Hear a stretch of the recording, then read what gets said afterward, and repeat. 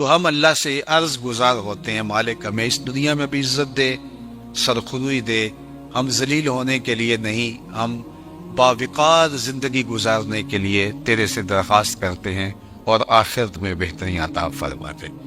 تو اس کے لیے اللہ نے جو جامع لفظ استعمال کیا وہ فلاح کا لفظ ہے۔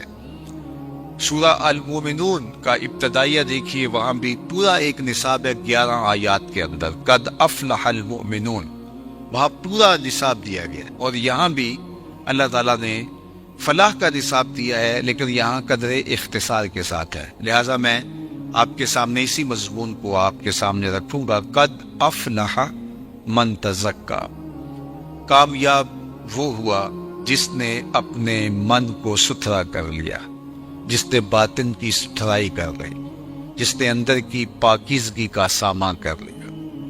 ظاہر کو تو ہم سوار کے رکھتے ہیں، لیکن باطن کی طرف بھی کوئی جھاڑو لے کر آئیں اور دل کے میل بھی نکال پھینکے، اور اندر کی ستھرائی، عفت، پاکیزگی اور پاک دامنی کا اہتمام کریں۔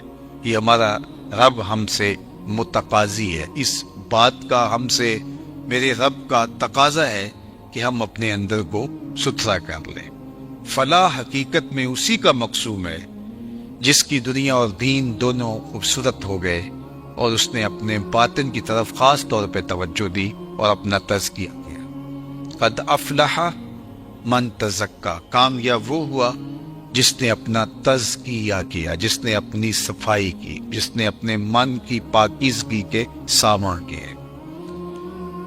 حضرت عبداللہ بن عمر بن عاص رضی اللہ تعالی عنہ جلیل القدر صحابی ہیں، فرماتے ہیں کہ ہم حضور کی مجلس میں بیٹھے تھے، ہجوم عاشقاں تھا، تو اچانک حضور نے فرمایا کہ صحابہ اگر جنتی دیکھنے کا شوق ہے تو دروازے پہ دیکھو، جو پہلا شخص اب مسجد میں داخل ہوگا وہ جنتی ہوگا۔ تو کہتے ہیں ہم نے دروازے کی جانب دیکھا تو ایک بوڑھا بزرگ تشریف لایا، بائیں ہاتھ میں اس نے جوتا پکڑا تھا اور تازہ وضو کے آثار اس کے چہرے پہ حویدہ تھے۔ خیر مجلس اختتام کو پہنچی، ہم بھی گھروں کو لوٹ گئے، وہ بھی واپس چلے گئے۔ دوسرا دن آیا، پھر مجلس جمی، پھر آقا نے دوبارہ ارشاد فرمایا کہ اگر کسی نے جنتی دیکھنا ہو تو دروازے پہ نظر رکھے، جو ابھی شخص دروازے سے مسجد میں داخل ہوگا وہ جنتی ہے۔ تو حضرت عبداللہ بن عمر کہتے ہیں میں نے سوچا کل تو وہ بزرگ تھے، دیکھی آج کچھ کون خوش نصیب آتا ہے، لیکن میں نے غور کیا تو وہی والے بزرگ، بائیں ہاتھ میں جوتا پکڑا ہے اور تازہ وضو کے آثار ان کے چہرے پہ حویدہ ہے۔ تیسرا دن ہوا تو حضور علیہ السلام نے پھر فرمایا اگر جنتی دیکھنے کا شوق ہے تو دروازے پر دیکھو، جو ابھی شخص داخل ہوگا وہ جنتی ہوگا۔ تو ہم نے دیکھا تو تیسرے دن بھی وہی بزرگ اسی حالت میں کہ بائیں ہاتھ میں جوتا اور وضو کے آثار چہرے پہ نمایاں مسجد میں داخل ہوئے۔ مجلس اختتام کو پہنچی، لوگ گھروں کو پلٹنے لگے، تو وہ بزرگ بھی اپنے گھر کی جانب چل دیے۔ حضرت عبداللہ بن عمر کہتے ہیں میں ان کے پیچھے چل دیا، اور میں نے کہا کہ میں کوئی 2-3 دن آپ کے ساتھ آپ کا مہمان بن کے رہنا چاہتا ہوں، اگر آپ مجھے اس کی اجازت دیں۔ تو اس نے کہا کوئی بات نہیں، آ جاؤ۔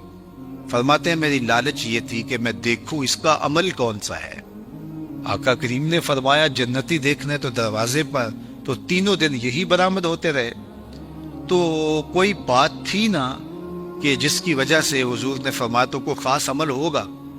تو کہتے ہیں کہ میں ان کے ہاں چلا گیا، خیر رات پڑی تو انہوں نے بستر بچھا دیا اور خود بھی ایک بستر پہ لیٹ گئے، اور مجھے یہ لالچ تھی کہ میں دیکھوں یہ عمل کون سے کرتے ہیں، لیکن وہ ساری رات سوئے رہے، اور میں بظاہر تو یوں تاثر دیا کہ میں سو رہا ہوں، لیکن میں جاگ رہا تھا، اور میں اس طاق میں تھا کہ دیکھوں کون کون سے ان کے اعمال ہیں، کیسی کیسی نمازیں ہیں، اذکار کیا ہیں، لیکن وہ ساری رات سوئے رہے، الا یہ کہ جب وہ کروٹ بدلتے تھے تو اللہ کا نام لیتے تھے۔ خیر صبح ہوئی، نماز پڑھی، کھیتوں میں چلے گئے، ناشتہ کیا، اسی طرح دوپہر ہوئی، ظہر، عصر، مغرب، پھر اگلے دن میں نے ہو سکتا ہے کل میری وجہ سے انہوں نے اپنے معمولات ترک کر دیے، لیکن جو عادی ہو اس کے لیے روز ترک کرنا بڑا مشکل ہوتا ہے. چلو آج صحیح. تو اگلے دن پھر میں نے دیکھا تو کوئی خاص عمل نہیں تھا سوائے اس کے کہ جب کروٹ بدلے تو اللہ کا نام لے.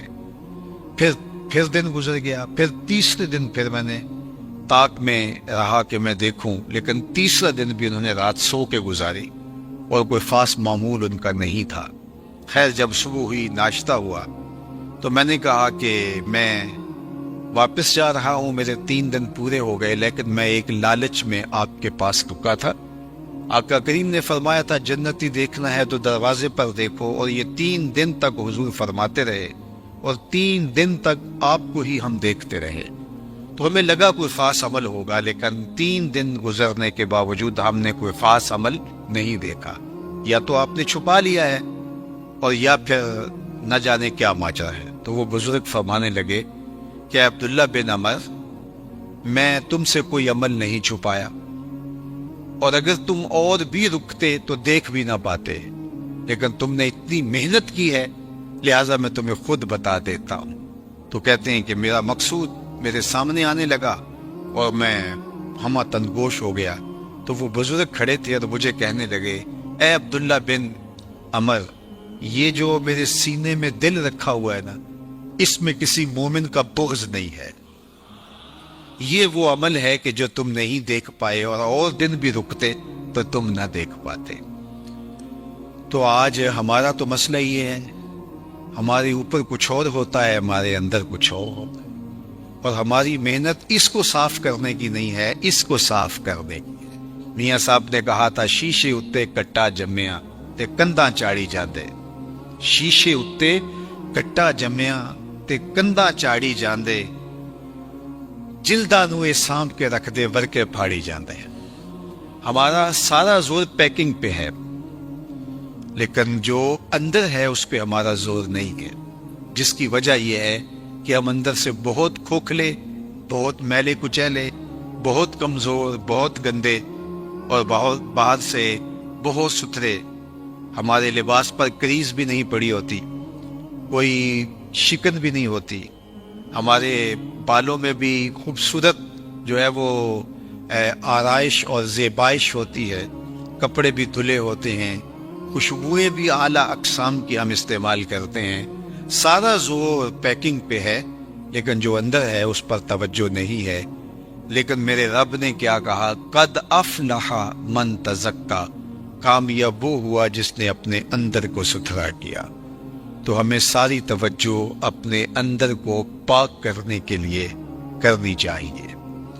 اب حضور نے صلی اللہ علیہ وآلہ وسلم نے ارشاد فرمایا کہ جس طرح لوہے کو زنگ لگتا ہے اس طرح دلوں کو بھی زنگ لگتے. تو عرض کی گئی کہ حضور پھر اس زنگ کو اتارنے کا طریقہ کیا ہے؟ تو سنیے، حضور نے خود اس کا علاج بھی بیان فرمایا. لکل شین سقالہ وسقالۃ القلوب ذکر اللہ. ہر شے کا زنگ کسی نہ کسی چیز سے اترتا ہے، اور دلوں کو زنگ لگ جائے تو اللہ کے ذکر سے دلوں کا زنگ اترتا ہے. اور اس آیت کریمہ میں بھی اللہ تعالیٰ نے اس زنگ کو اتارنے کا، من کو ستھرا کرنے کا طریقہ یہی بتایا. قد افلح من تزکا وذکر اسم ربہ فصلی.